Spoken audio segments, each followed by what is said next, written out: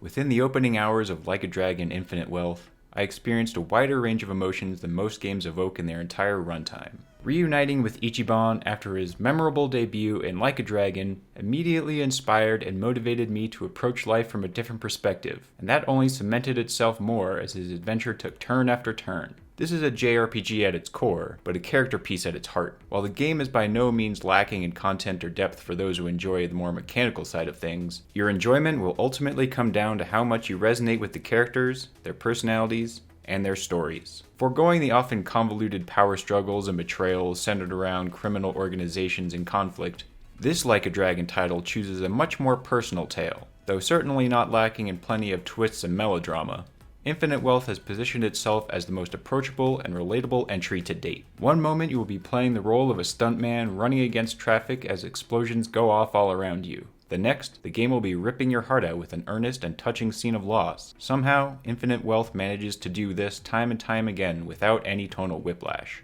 The only stumbling block lies in its pacing. Picking up after the events of Like a Dragon, Ichiban enjoys a few precious years of getting his life together after all the major Yakuza clans have been dissolved. This short-lived era of peace crumbles around him, alongside the revelation that his mother is not only alive, but wants to meet him. Like some of the best told stories, what begins as a simple and empathetic premise slowly spirals and unwinds into deeper mysteries and conspiracies. Marketing for Infinite Wealth featured Ichiban and Kiryu in equally prominent roles.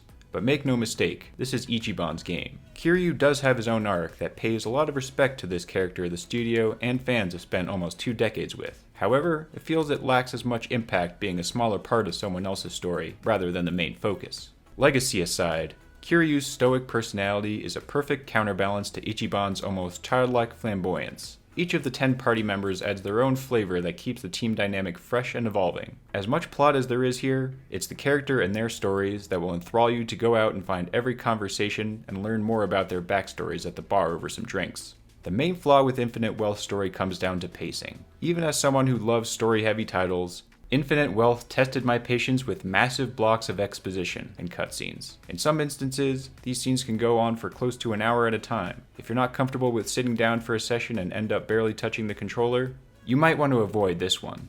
Those bonds you develop with Infinite Wealth's cast aren't just satisfying in isolation, but are key in the combat system. The stronger your bonds, the more tag team moves and chances for follow-up attacks. Like its predecessor, Infinite Wealth continues the genre shift into a traditional JRPG. However, where the first game felt like almost a prototype of cramming the old systems into a turn-based mold, Infinite Wealth perfects the formula. Many issues previously stemmed from positioning. Despite there being contextual opportunities, you had no control over your character's positions during a fight. This made it feel more luck-based as to whether or not you could take advantage of these interactions. Infinite Wealth elegantly solves this problem by giving your current character a movement ring dictating where you can position yourself before launching an attack. Further, you also get notifications that indicate when you can use a contextual advantage. These notifications let you be more strategic with your choices. For example, paying attention to a knockback arrow showing where you will push an enemy, you can cleverly choose to knock them into other foes or teammates to deal additional damage. Ryuga Gotoku are masters of representing hyper-specific places in excruciating detail. While Kamurocho isn't technically a real place, it is about as accurate a representation of Kabukicho as you could find. Applying that level of craftsmanship, plus cultural commentary, to an American city allows for sights and stories not possible in Japan. The only minor downside is Honolulu City's scale. This is by far the largest single environment in the series' history, and although every street, building, and parking lot is unique, I relied on fast traveling to objectives when the distance felt a bit too lengthy to walk or segue to. 2 major pieces of side content are as large as the new map, which isn't necessarily a positive. The Sujimon system, which is more of a joke in the last entry, returns as a full-on Pokemon clone. While there is entire story, progression, and battle mechanics to sink dozens of hours into, it isn't nearly fleshed out enough to feel worth the investment. Once you know how the battles work, all you need to do is grind your mons to be strong enough to progress. It's a fun enough diversion, and thankfully not required beyond its introduction if it doesn't click for you. Dondoko Island starts simple, but gets complex and diverse enough to hardly be considered a minigame.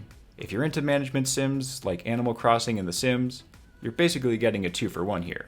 I just wish it wasn't introduced with the grace of a 2-legged table, unlike other optional content that only interrupts the main story for a couple of minutes at most. You're ripped from the main narrative without warning for potentially an hour while you're stranded on this island getting tutorialized. like it or not. Of course, all your favorite Like a Dragon minigames returns. Arcades, karaoke, mahjong, and the like are here to engage with or ignore as you please. Like any vacation, Infinite Wealth has some sore spots. The story itself is gripping and feels far more personal than the crime dramas of the past, and the characters will stick with you long after you've said bon voyage. Ichiban and Kiryu in particular shine, despite the latter feeling a little sidelined for what he's going through here. The pacing may turn you off at points, but if you let yourself get invested in the people and world presented, you will come away with a powerful message about overcoming life's challenges.